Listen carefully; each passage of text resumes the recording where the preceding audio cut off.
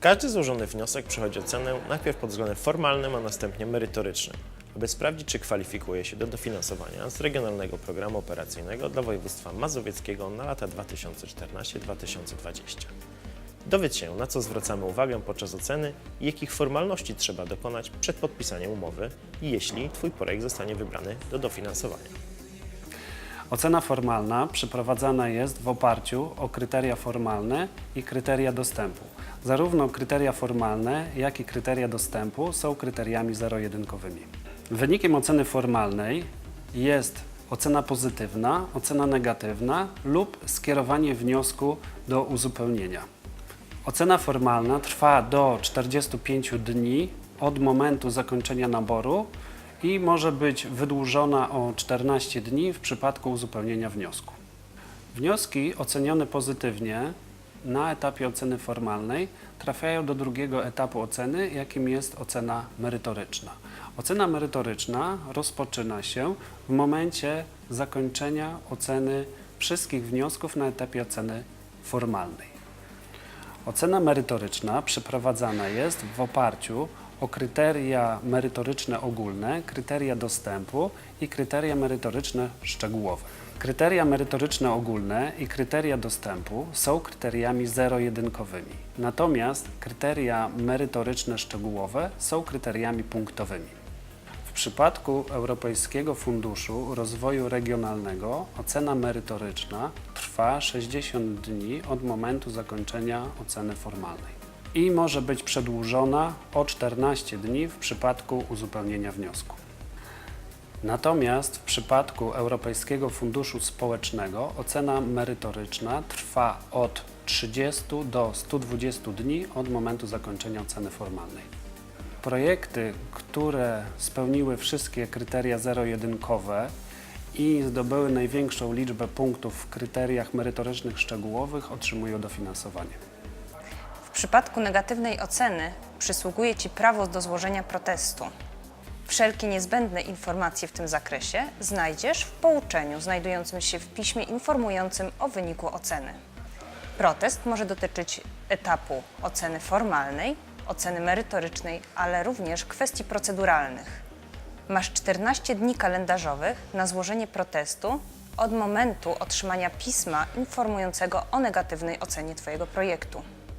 Pamiętaj, aby w proteście zawrzeć wszystkie kryteria, z których oceną się nie zgadzasz. Twój protest zostanie rozpatrzony w terminie do 21 dni kalendarzowych, a w uzasadnionych przypadkach do 45 dni kalendarzowych, np. kiedy konieczne będzie skorzystanie z pomocy eksperta. W oparciu o wyniki oceny przygotowywana jest lista rankingowa, która jest zatwierdzana przez Zarząd Województwa Mazowieckiego i publikowana na stronie Fundusze dla Mazowsza. Równolegle wysyłane są pisma do beneficjentów informujące o wynikach oceny i zawierające listę załączników niezbędnych do podpisania umowy dla projektów skierowanych do dofinansowania. Lista niezbędnych załączników każdorazowo jest publikowana w dokumentacji konkursowej. Zapoznajcie się z nimi wcześniej, ponieważ zdobycie niektórych dokumentów może wymagać dłuższego czasu lub niektóre z nich mogą mieć określony termin ważności, np. zaświadczenie z ZUS-u czy Urzędu Skarbowego.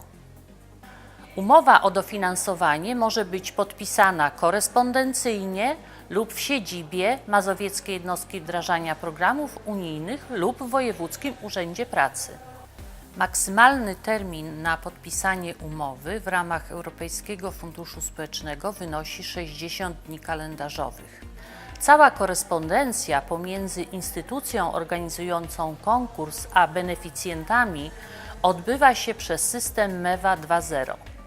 Kontrola w ramach Europejskiego Funduszu Rozwoju Regionalnego dotyczy zakończonych postępowań o udzielenie zamówienia publicznego. Przeprowadzana jest w terminie od dnia przekazania informacji o wyborze projektu do dofinansowania do dnia zawarcia umowy o dofinansowanie. Może być prowadzona w miejscu realizacji projektu, w siedzibie wnioskodawcy lub w każdym miejscu, w którym dostępna jest dokumentacja, albo w siedzibie instytucji ogłaszającej konkurs. Dotyczy postępowań prowadzonych w trybie ustawy Prawo zamówień publicznych oraz w oparciu o zasadę konkurencyjności. Wynik kontroli ma wpływ na wysokość dofinansowania określoną w umowie lub decyzji o dofinansowaniu projektu. Dopuszczalne jest jednak usunięcie nieprawidłowości w drodze zamiany wydatku w części, której ta nieprawidłowość dotyczy. Przed podpisaniem umowy musisz zdecydować o wyborze formy dofinansowania. Czy ma to być zaliczka lub refundacja oraz określić to w harmonogramie płatności. Istnieje możliwość późniejszej zmiany tej decyzji. Maksymalna wysokość zaliczki to do 100% dla jednostek samorządu terytorialnego oraz do 95% dla podmiotów innych niż jednostki samorządu terytorialnego. Przy podpisaniu umowy o dofinansowanie wymagane jest wniesienie zabezpieczenia prawidłowej realizacji projektu. Obowiązek ten nie dotyczy wyłącznie państwowych jednostek budżetowych. Zabezpieczenie składane jest przeważnie w formie weksla in blanco wraz z deklaracją wekslową.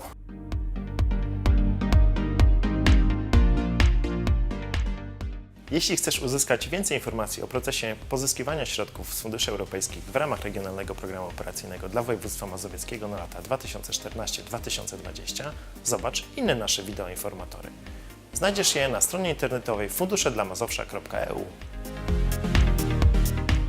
Więcej informacji uzyskacie Państwo w naszych punktach informacyjnych w Warszawie, Płocku, Ciechanowie, Siedlcach, Ostrołęce i Radomiu.